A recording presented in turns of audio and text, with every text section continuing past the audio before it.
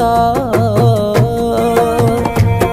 నువ్వు ఊర్వశివని కాదే నిన్ను ప్రేమించింది, నువ్వు దేవతవని కాదే నిన్ను పూజించింది, నువ్వు నింగివని కాదే నేల నేనయింది, నా ప్రాణం అనే కదా నీకు అలుసయ్యింది.